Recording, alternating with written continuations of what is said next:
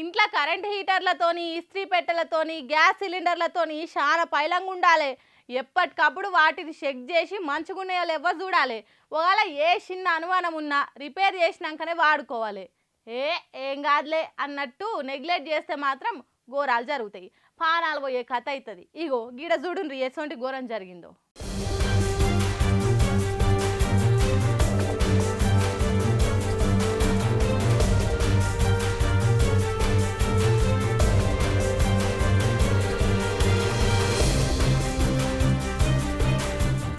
వామ్మో వామ్మో, ఎంత పెద్ద ఘోరం నుంచి బయటపడ్డారో కదా. యమధర్మరాజు ఏదో పని మీద ఉండి వీళ్ళని పట్టించుకోలేదు కావచ్చు, అందుకే బతికి బట్టగలిగేటట్టు ఊపిరి పీల్చుకున్నారు. లేకుంటే ఈ పాటికి కాలి దచ్చి కాటికి పోదురు కావచ్చు. వంట రూమ్లో గ్యాస్ బండ రిపేర్ చేసుకుంటున్నారో లేకుంటే ఇంకేదైనా తక్లీఫ్ అయిందని దాన్ని సరి చేస్తున్నారో తెలియదు, కానీ పైపుల నుంచి గ్యాస్ లీక్ అవుతుంటే తొందరగా బయటికి గుంజుకొచ్చిండ్రు. బండ నిండున్న గాలి బయటకు పోయేదాకా ఆగిండ్రు. తర్వాత వచ్చి దాన్ని చూస్తుంటే బయటికి వచ్చిన గ్యాస్ వంట రూమ్లకు కూడా పోయింది. అక్కడ ఏదో చిన్న మిరుగుడున్నట్టున్నది. దాన్ని గ్యాస్ చేరంగానే గాల్లో కలిసిన గ్యాస్ మొత్తం బాగా మండింది. నిండా మంటలల్లో మునిగినట్టు అయ్యే వరకు నెత్తెంటికలు కట్టుకున్న బట్టలు కమిరినట్టు అయినాయి.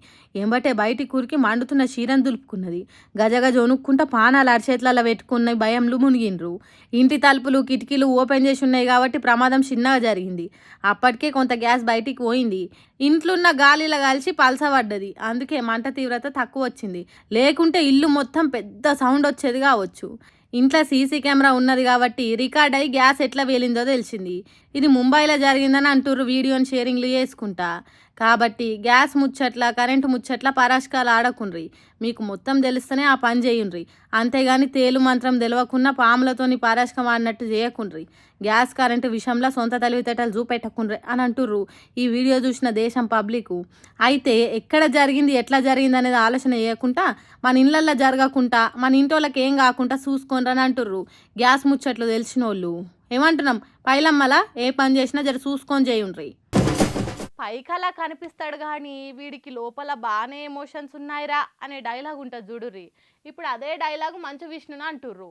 అదేంది, మంచు విష్ణును ట్రోల్ చేసినోడే తప్ప మెచ్చుకున్నోడు ఎవ్వరు లేడు కదబ్బా అనే కదా మీ డౌట్ అనుమానం.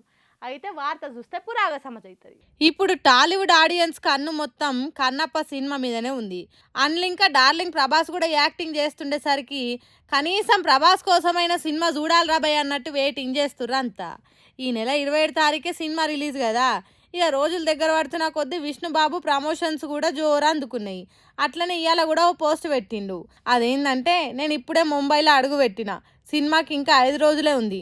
జూన్ 27 శుక్రవారం నాడు ఆ పరమశివుని గొప్ప భక్తుడి కథను ప్రపంచం వీక్షించనుంది. మొత్తం మీద నా హృదయం, నా ఆత్మ, నా బేబీ చివరికి ప్రపంచాన్ని కలవబోతుంది అనుకుంటా ఓ ఎమోషనల్ ట్వీట్ చేసిండు. ఖాతామీగా ఈ పోస్ట్ ఇప్పుడు సోషల్ మీడియాలో ఆగిరికలు కొట్టబట్టింది. చూసినోళ్ళ దాంట్లో కొంతమంది లైకులు కొట్టి షేరింగ్లు చేస్తుంటే ఇంకొంతమంది ట్రోల్స్ చేస్తుర్రు. ఏదేమైనా ఈ కన్నప్ప సినిమా కోసం మంచు విష్ణు మస్తు కష్టపడుతుండు. పెద్ద బడ్జెట్తో తీస్తుండని చాలా మంది ఈ సినిమా కోసం ఎదురు చూస్తుర్రు. మరి ఇంత ఎమోషనల్ పోస్ట్ పెట్టిన మంచు విష్ణు పోస్ట్ గురించి మీరేమనుకుంటుర్రు? కామెంట్లలో చెప్పుర్రి.